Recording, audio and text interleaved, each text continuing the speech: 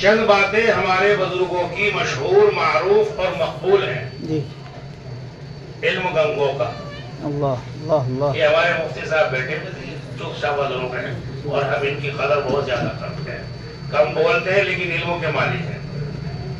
علم اگر گنگوں کا. ان سے آج کوئی بحث کرنے لگے، کوئی بریلوی خیال کا آدمی یا کوئی غیر مقلد، تو ہمارے حضرت یا مفتی ذاکر صاحب فوراً حضرت گنگوہی کے علم کو پیش کریں گے. سبحان اللہ. علم گنگوں کا ہے. علم گنگو. گنگوں کا. میں نے عرض کیا کہ ہمارے بزرگوں کی چند باتیں جزاک اللہ. معروف، مقبول اور محبوب. سبحان اللہ. تو آج بھی جتنے بڑے عالم دنیا میں موجود ہیں اور ان کا تعلق دیوبند سے ہے اور وہ عقیدہ رکھتے ہیں اور نظریہ ان کا شیخ الہند اور مولانا رشید احمد گنگوہی پر ہے، جی اور جب بھی انہیں کسی علمی بحث میں کسی بھی مسائل کی ضرورت پڑے گی تو وہ گنگو. پہلے حضرت گنگوہی کے علم کو سامنے رکھیں گے اور اس کی حد سے باہر نکلیں گے تو چت بھی ہو جائیں گے. اللہ اللہ. اس کی حد میں رہیں گے تو دشمن کو زیر کر دیں گے. علم گنگوں کا علم گنگوں کا. اور تقویٰ تھانے بھون کا. اللہ اللہ اللہ. بہت ساری باتیں ہیں، اگر میں اظہار کرنے لگوں، باتیں بتانے لگوں جو ہمارے حضرت مولانا افتخار صاحب ہمیں قصے سنایا کرتے تھے، اگر وہ میں سنانے لگوں تو لمبی بات ہو جائے گی. تو اس لیے میں نے چند باتیں آپ کے سامنے کی ہیں. علم گنگوں کا اور تقویٰ تھانہ بون. ایک عالم ایک مرتبہ حاضر ہوئے اور انہوں نے عرض کیا کہ حضرت بیعت کے ارادے سے آیا ہوں. سبحان اللہ. اور فرمایا شادی ہو گئی؟ بہت اچھا، طلب بڑی ہے. شادی ہو گئی، کتنے دن ہو گئے؟ عرض کیا حضرت 3 سال ہو گئے. کہ 3 سال سے اب تک جو تمہارا رویہ اور جو تمہارا معاملہ تمہاری بیوی سے ہوا، جھگڑا ہوا، فساد ہوا، پیار ہوا، محبت ہوئی، کتنی بار تم نے غصے میں نمک کے اوپر ڈالا، کیا ہوا؟ اگر آخرت بنانا چاہتے ہو تو جاؤ تحریر کرا کے لاؤ، اللہ تمہیں اللہ. بہتر ہوگا. یا رب. اب ان کو اپنی آخرت کا فکر تھا. انہوں نے بیوی پہ شوہر ہونے کا کوئی وزن نہیں ڈالا اور عاجزانہ درخواست کی کہ بیگم صاحبہ میری آخرت کا مسئلہ ہے، شیخ نے زندگی بدلنے کا میری فیصلہ کیا ہے اور جو غلاظت اور گندگی میری زندگی میں تیرے ساتھ وابستہ رہی ہے تجھے سچ لکھنا ہے. 3 سال کی کہانی اور 3 سال کی زندگی. یہ بھی خوب ہی جو ہیں اللہ کو پانا چاہتے تھے تو گویا کہ وہ سارا لکھوا کے لائے اور انہوں نے کہا کہ ذرا سی بھی کوئی خامی مت چھوڑ دینا. اگر تم نے خامی میری لحاظ میں، میری شرم میں چھوڑ دی تو پھر میرا اصلاح کا تعلق کمزور ہو جائے گا. علم گنگوں کا، تقویٰ تھانے بھون کا اور مجاہدہ دیوبند کا. یا رب. میں نے کیا کہا تھا؟ 4 باتیں ہمارے بزرگوں کی مشہور، معروف، مقبول علم اور جن سے ہم وابستہ ہیں. تقویٰ تھانہ ہم بون. سب علماء دیوبند جتنے بھی موجود ہیں، مفتی ذاکر صاحب اور یہ ہمارے بہت پرانے عزیز دوست بھی ہیں اور ہم اس کا ادب بھی کرتے ہیں، یہ سارے خانوادہ شاہ ولی اللہ ہیں. سبحان اللہ. مگر نظریہ اس وقت جو ہے وہی مقبول عالم ہے اور وہی قابل ہے جس کی زندگی میں نظریہ گنگو بھرا ہوا ہو. سبحان اللہ. علم گنگوں کا، تقویٰ تھانے بھون کا، مجاہدہ دیوبند کا. شیخ الہند کو جب مارا جا رہا تھا تو حضرت مولانا حسین مدنی نے کہا تھا حضرت اسلام میں ہیلا جائز ہے اور مارا اس لیے جاتا ہے صرف کہ آپ فتویٰ واپس لے لیں جو امرتسر کی مسجد میں آپ نے انگریز کے خلاف دیا تھا. اور انگریز بھی جب مارتا ہے وہ یہی کہتا ہے محمود فتویٰ واپس لے لے، کہہ دے چھوڑ دیا جائے گا. اللہ. تو حضرت نے کہا کہ حسین احمد بات تو صحیح کہتا ہے، مار سے پٹائی سے بچ جاؤں گا اور یہ کہہ دوں کہ میں فتویٰ واپس لیتا ہوں. لیکن مشکل یہ ہے کہ اگر میں نے یہ کہہ دیا تو پھر میں بلال کا روحانی بیٹا بننے کے لائق نہیں اور کہلانے کا حقدار نہیں. یہ سب یہ ایسا نہیں ہو سکتا. چمڑی اسے اتر جائے گی، کھال اتر جائے گی، چمڑی اتر جائے گی، اللہ اللہ اور اس حال میں مر جاؤں گا، لیکن میں واپس نہیں کر سکتا۔ اللہ جی دلی میں 25,000 مسلمان ایک دن شہید ہو گئے۔ ہائے ہائے، تیل کا کڑھایا گرم کیا جاتا فتح پوری مسجد کے سامنے، اور ایک بے قصور مسلمان کو، اسے پتہ بھی نہیں، وہ سامان لینے جا رہا ہے، گھر کی ضرورت کا سامان لینے جا رہا ہے، اسے پتہ نہیں تیرے ساتھ ہونے والا کیا ہے۔ قصور اس کا یہ ہے کہ اس کے سر پہ داڑھی ہے اور ٹوپی ہے، اور وہ اچانک پولیس والا آتا ہے، انگریز کا کتا، اور اس کو پکڑ کے اس کو ڈال دیتا ہے۔ اللہ اللہ اللہ اللہ۔ اس لیے میں یہ کہتا ہوں کہ صبر کرو، تمہارے بزرگوں کا خون اور تمہارے بزرگوں کی قربانیاں اس ملک پر لگی ہوئی ہیں۔ بے شک آج منافق اور شرری لوگ جو سر اٹھا رہے ہیں، آپ اپنی تعداد پہ کبھی جو ہے احساس نہ کرو۔ ہمیشہ اسلام کی تواریخ ہے کہ اللہ رب العزت نے کمزوروں کو، جن کا ساتھ اللہ نے دیا ہے، کمزوری میں اللہ نے ادھر عزت عطا فرمائی ہے۔ ایک دن آئے گا اسلام کا بول والا ہوگا۔ انشاءاللہ انشاءاللہ انشاءاللہ یقیناً۔ اور یہ تاریخ ہے ہندوستان کی، آپ کی سبھی ملکوں کی تاریخیں پڑھیں، سبھی ملکوں کے مطالعے کریں۔ اس طرح کی تاریخ جو ہندوستان کے ساتھ اللہ رب العزت کی اپنے نیک بندوں سے وابستہ ہے، وہ کہیں ہمیں تحریر نہیں ملتی۔ جب خواجہ معین الدین چشتی اجمیری رحمۃ اللہ علیہ کے شیخ نے کہا، کیا کہا کہ میرا جی چاہتا ہے کہ میں حج کروں، جی حضرت نے فرمایا کہ اچھا آپ کا جی چاہتا ہے میں حج کر لوں؟ جی ہاں چاہتا ہے، لیکن ہو نہیں سکتا۔ اللہ جی چاہتا ہے، ہو نہیں سکتا۔ اور نے کہا حضرت آپ کا اظہار میرے لیے باعث خدمت اور باعث خیر ہے، آپ تیاری فرمائیں۔ جی انہوں نے کہا نہیں ہو سکتا، کیونکہ ان کے شیخ خواجہ محمد عثمان ہارونی ان کے پیر نہیں تھے، جزام میں پیر ختم ہو چکے تھے، چلنے میں دقت تھی، کیونکہ مجاہدہ کا سفر ہے، اس میں طواف چل کے ہوتا ہے، اگرچہ بیٹھ کے بھی ہوگا لیکن لمبا سفر ہے، وہ جہادوں کا سفر نہیں ہے۔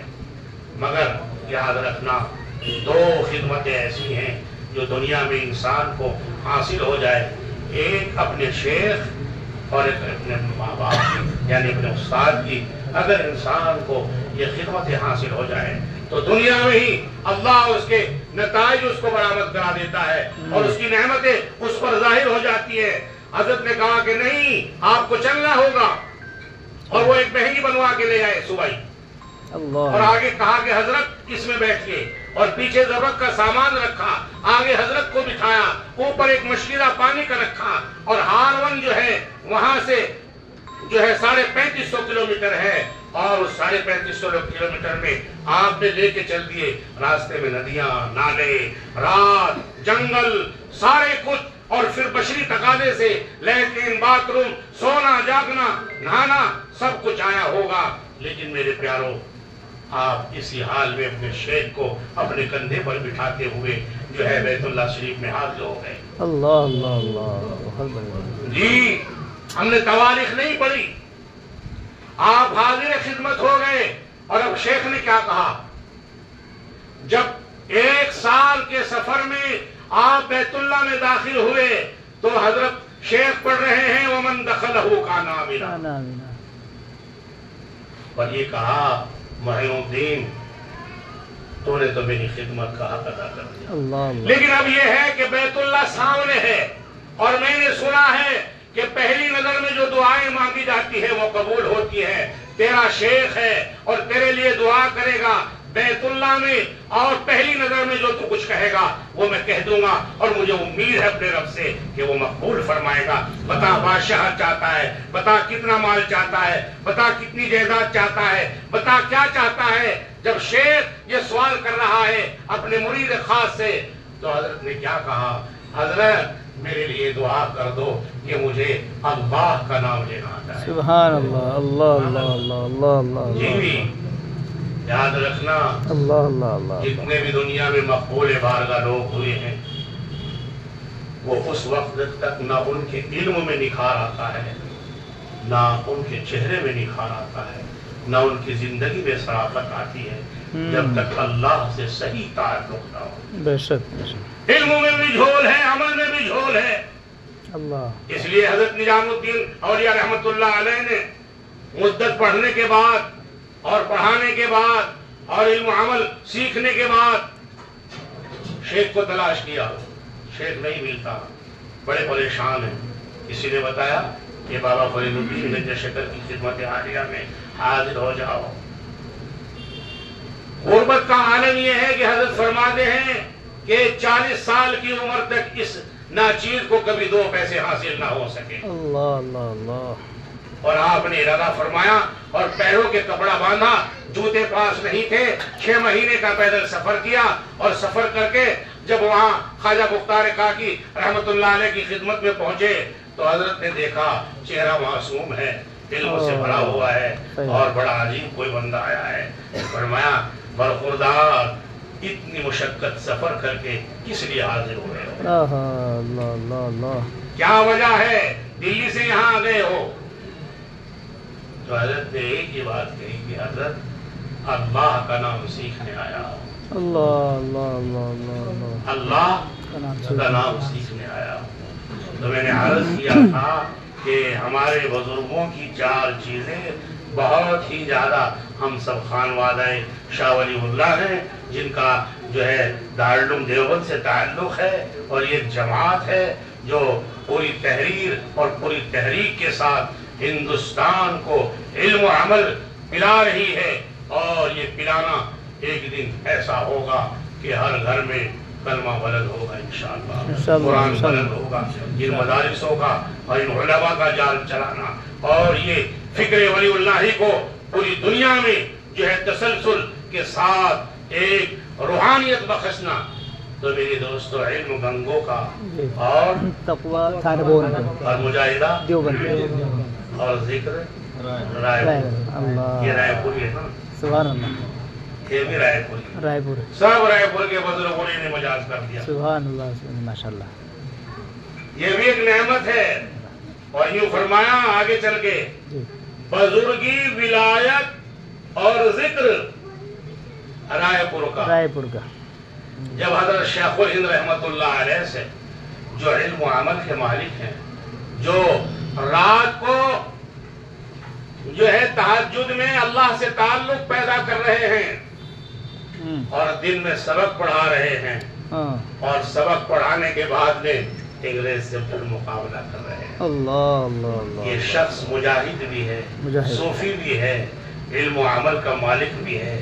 اور یہ جب رائے پور جاتا ہے تو کوئی معترض اعتراض کرتا ہے، جی حضرت یہ چھوٹی سی کتاب یہاں بغل میں دے کے، حضرت مدنی نے کہا، میں نے اپنے شیخ کو اور رائے پور کو جب سمجھا کہ جب شیخ الہند رحمت اللہ علیہ کو ایک چھوٹی سی کتاب جو ہے بغل میں دے کر پیدل جاتے ہوئے پوچھا کہ حضرت کہاں کا ارادہ ہے، کہا کہ اپنے شیخ کو کچھ اسباب سنانے جا رہا ہوں۔ پیر بھائی، اللہ اللہ اللہ، اپنے شیخ حضرت رائے پوری کو کچھ اسباب سنانے جا رہا ہوں۔ ہم رائے پور کو جب سمجھے تو پھر کسی معترض نے اعتراض کیا کہ حضرت وہاں تو تصنیف بھی نہیں ہے اور اسباب بھی نہیں ہے اور کسی حدیث کا درس بھی نہیں دیا جاتا، کوئی بڑا مدرسہ بھی نہیں ہے، پھر کیا وجہ ہے کہ آپ اس کثرت سے سفر کرتے ہیں؟ تو فرمایا ہم اس بڑے میاں سے اللہ کا نام سیکھنے جاتے ہیں، یا رب، اللہ اللہ اللہ، ہم اس بڑے میاں سے یا اللہ، اللہ کا نام سیکھنے جاتے ہیں۔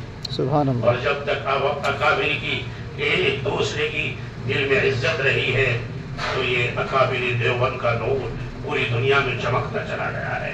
اور جب ہم نے اپنے بڑوں کی قدر میں کمی کی ہے اور ایک دوسرے پر اعتراض و معترض بن گئے تو ہمارا علم سمٹ گیا، ہمارا عمل سمٹ گیا، ہماری الہیت چھن گئی۔ جب حضرت مولانا علی میاں، مولانا منظور نعمانی، عطا اللہ شاہ بخاری، لکھو ان کے نام، مولانا انور نائل پوری، مولانا انیس الرحمان نائل پوری، مولانا حبیب الرحمان نائل پوری، مولانا عبداللہ دھرم کوٹی، مولانا عبداللہ درخاسی، سبحان اللہ، کون ہے؟ اللہ اللہ اللہ، ان کے اندر وہ علم ہے جو نبی کریم صلی اللہ علیہ وسلم نے صحابہ کرام رضوان اللہ تعالیٰ عنہم کو دیا ہے۔ اور جب ان سے پوچھا جاتا ہے کوئی مدرسہ نہیں ہے، جھونپڑی ہے، کوئی مدرسہ نہیں ہے، جھونپڑی ہے، اور ایک بڑے میاں جو ہے ایک مسلح بچھائے بیٹھے رہتے ہیں۔ آخر مولانا حبیب الرحمان آپ تو احراری ہیں، آپ تو میدان میں ڈٹ جاتے ہیں، آپ تو جو ہیں انگریز آپ سے گھبراتا ہے اور مناظر لوگ آپ سے بھاگ جاتے ہیں۔ عطا اللہ شاہ بخاری آپ کی تقریر اور آپ کے قرآن کے سامنے بڑے بڑے جو ہیں باطل پرست لوگ آپ کے سامنے سے ہٹ جاتے ہیں، راستہ چھوڑ جاتے ہیں۔ کیا ضرورت پڑی ہے اس بڑے میاں شاہ عبد القادر کے پاس جانے کی؟ فرمایا اسی کے پاس جا کر اللہ کی محبت کا ذائقہ آتا ہے۔ سبحان اللہ، سبحان اللہ، اسی کے اللہ پاس جا کر اللہ کی محبت کا ذائقہ آتا ہے۔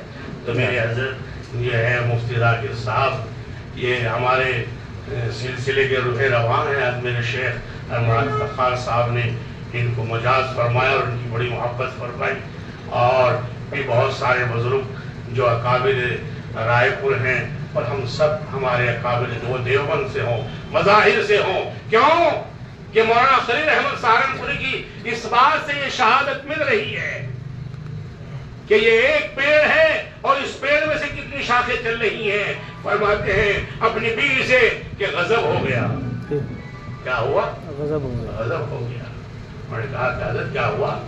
کہ رات ایک بڑا عجیب خواب دیکھا، یا تو مالٹا میں شیخ الہند کے ساتھ کوئی معاملہ حادثہ پیش آیا ہے، یا پھر دنیا سے میرے حضرت رائے پوری کا جانے کا وقت آ گیا۔ کیوں کہ سورج غروب ہو چکا دن میں، اچھا، اور حضرت نے صبحی سبق ملتوی کیا اور ایک کرائے پہ جو ہے گھوڑا تانگا کیا، اور اس وقت حضرت رائے پوری کا قیام جو ہے وہ رائے پور میں نہیں تھا، بیلوں میں تھا، شاہ ظاہر صاحب کے یہاں، اور روتے ہوئے راستے میں پورے زور و قطار سے جا رہے تھے۔ اللہ اللہ، او میرے عالموں، او میرے بزرگوں، ہمارے اکابر کی تاریخ یہ ہے کہ وہ آپس میں ایک دوسرے کا ادب، ایک دوسرے کی محبت، ایک دوسرے کا تعلق اس بنیاد پہ کرتے ہیں کہ حالانکہ وہ پیر بھائی ہے لیکن اس کو شیخ سمجھتے ہیں۔